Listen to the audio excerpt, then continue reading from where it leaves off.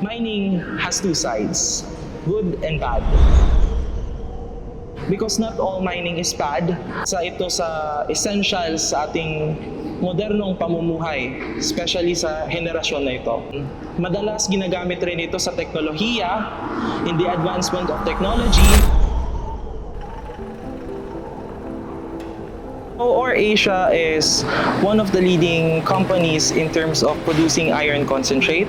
Marami siyang aspeto na kailangan nating tignan, lalong-lalo na sa mining. Topographic survey in manual usually lasts for months, depende sa area or weeks of conducting a survey. Actually, we're still conducting a survey, topographic survey, and it's not yet done. I think we started 2023 or early 2024. So, ganun po katagal yung pag-conduct ng topographic survey. And one of the main purpose ng paggamit namin ng drone is for environmental compliance. Malaki siyang tulong, especially for us na limited yung manpower namin. Investing more on the development of mining technology and geosciences within our site will be beneficial in the long run.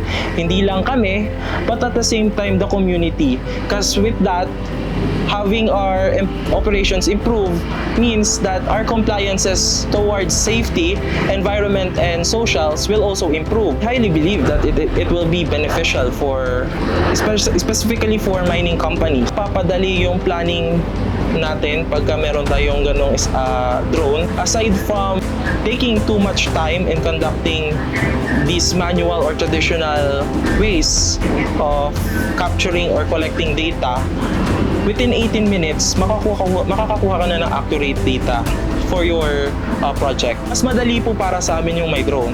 Kasi number one, real-time namin nakikita yung nangyayari sa area.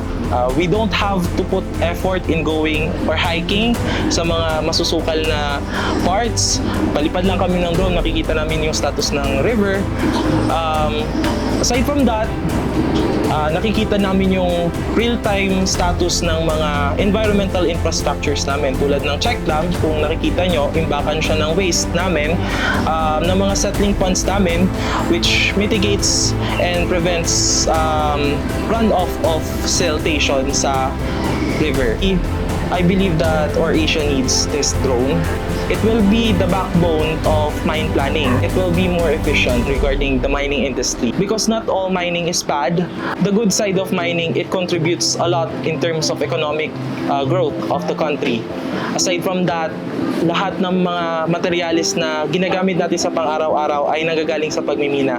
We dedicate ourselves in producing and committing ourselves in the best mining practice that we can do.